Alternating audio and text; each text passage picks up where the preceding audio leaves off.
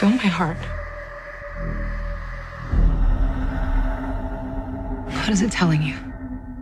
That you're scared. More than I've ever been in my life. And I am not alone.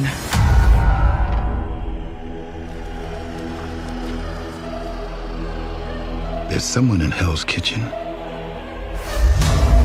that wants to control our city, our lives. But no one knows who it is or what they want. We don't say his name. The city needs to die before it can be reborn. You ever heard the name Wilson Fisk?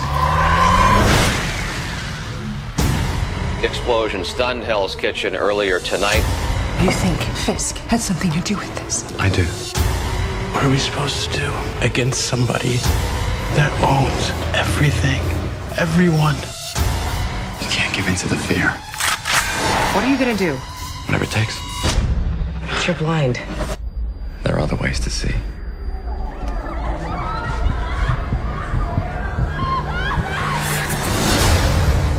That guy in the mask, he saved my life. I'm just trying to make my city a better place. We both can't have what we want. So your part ends tonight. I'm gonna find you, and I'm gonna make you pay for what you've done. I admire your conviction. The lone man thinks he can make a difference. Get out of my city.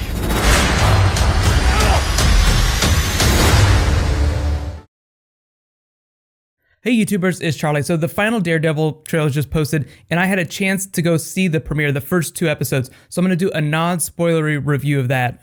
Here's the important information. So next Friday is when all the episodes are supposed to drop. There's 13 total. If you're looking for comics to read, first start with Frank Miller's miniseries, Man Without Fear. That's what the TV show is adapted from. The TV show is an adaptation of that storyline. After that, read Brian Michael Bendis' run from 2001 to 2006. That's a lot of comics, so you don't have to read everything, but generally the tone of his run is closest to what Frank Miller's was, like a gritty crime drama with superheroes in it, instead of being like a traditional superhero story. Frank Miller's awesomeness is self-explanatory. The reason everyone likes Bendis so much is because after Frank Miller left the title, subsequent writers made the tone like really lighthearted and jokey. Bendis was the one that turned it back into a crime drama. If you've been a little turned off by how Disney, some of the ABC shows like Agents of S.H.I.E.L.D., Agent Carter feel, like they just feel like very safe just because they can't do as much blood or gore or crazy action, Daredevil is the antidote to that. Because they're on Netflix, they don't have as many restrictions, lots more sex, lots more violence. So if that's what you've been looking for, then Daredevil is the answer to that. Daredevil is your antidote. A lot of you guys are asking questions about how the Netflix series are going to overlap with each other. What's going to happen is they'll have all 13 episodes of Daredevil. Then after the finale, the first episode of Jessica Jones will pick up. So the timeline will work kind of like the movies where it's all sequential. I don't know if Jessica Jones is going to premiere in the fall or if it'll be next spring. They haven't confirmed a premiere date, so when they do, I'll update one of my videos. But generally expect them to premiere 2 TV series per year because there's only 13 episodes. That way we get to like the Defenders team up relatively quickly within a couple years. And yes, the producers have said that they are planning for Daredevil Season 2, but it hasn't been confirmed yet. They haven't announced Daredevil Season 2 yet. So the first 2 episodes are really mostly meant just to kind of immerse you in the world of Daredevil. Like it looks very different from any other Marvel series you've ever watched. It was shot completely on location in New York City. There were probably a few scenes that they had to shoot inside a studio with a little bit of green screen work, but for the most part, you can tell when they shoot on location. There's this brain-melting shot of New York City at nighttime that you can tell that they shot on location. And I think shooting on location is one of the reasons why this series looks way better than any of the other Marvel TV series. It looks way better than Agents of S.H.I.E.L.D. Even though S.H.I.E.L.D. is a network show with a way bigger cast. If you guys have ever watched Arrow, imagine like season 1 of that when the show is way more urban. Imagine that with like all the dials cranked up to 11, just like everything going crazy.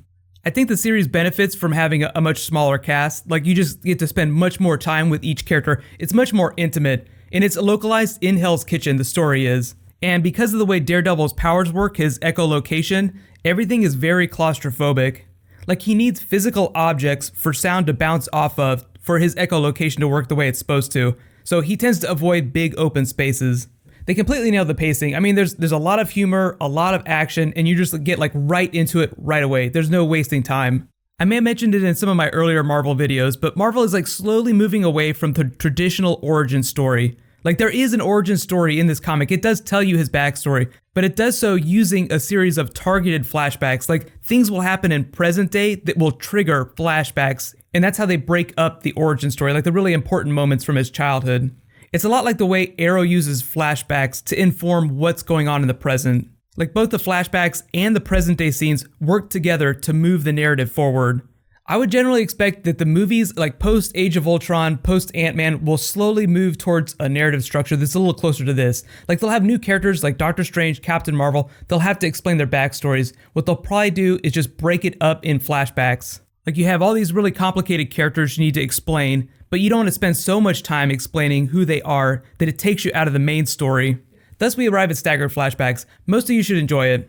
Most of the actors you may not be very familiar with. There are a couple like Rosario Dawson, Vincent D'Onofrio, you've probably seen them before. Charlie Cox though hasn't done a whole lot of big stuff. He did have a run on Boardwalk Empire recently, and he also just starred in the Stephen Hawking movie with Eddie Redmayne. But the characters he played in those series are vastly different from Matt Murdock and Daredevil, so it's not like you need to rush out and watch that stuff before you see Daredevil. The same goes for most of the other characters, especially like Vincent D'Onofrio. His villain, you guys are going to be really excited. He is not like any other villain that we've seen in the Marvel Universe. I'd say of all the characters that have potential to cross over with the movies, his villain character, Kingpin, and Daredevil are probably the top of the list.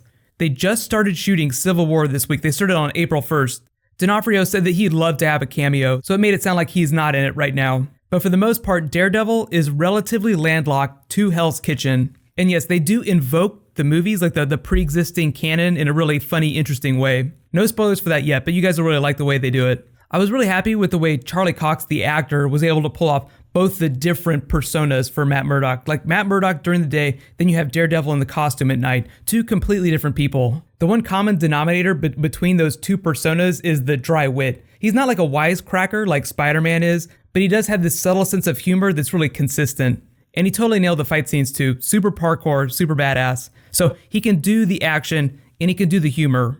Like I've said, I've only seen the first 2 episodes, so there's probably a lot of situations, a lot of like character moments that I haven't seen yet.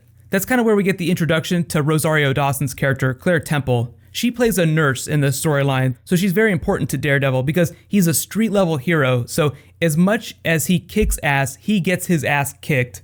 Really, it seems like that, like when he gets his ass kicked, that you start to feel the stakes. They do a really good job on the show of making things feel as dire as they do during Age of Ultron, like a $150 million movie. That's really where I think the series wins above a lot of the other Marvel shows. Like, you just don't feel the big stakes in Agents of S.H.I.E.L.D. the way you do in the movies. Maybe they started breaking more people's arms or like stabbing people in the chest. They did splatter Bill Paxton at the end of last season.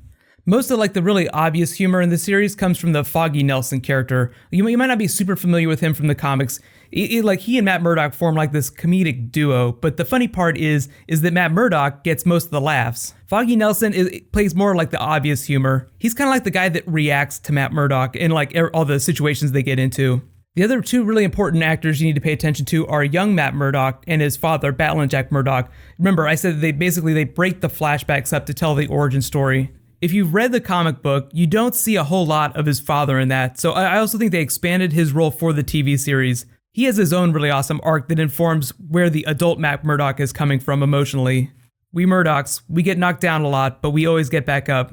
There's also some really fun Easter eggs in those flashback scenes for where the character's headed, so that like, by the time he becomes complete Daredevil, like the Daredevil you see in the comics, they've arrived there organically. It all makes sense. It's not like he just wakes up one day and says, I'm going to wear a costume that looks like this. I'm going to use weapons that work like this. So you don't have to read the comics, but it is a little bit of fun. Like you might want to watch the TV series and then read the comics. And another thing to be really excited about is they shot the series in 4K. So if you're able to stream Netflix in 4K, you can actually watch the series in 4K. There aren't a whole lot of people that are doing that right now. The thing that Netflix is doing is that they're overspending just a little bit to make their original series look a little more cinematic.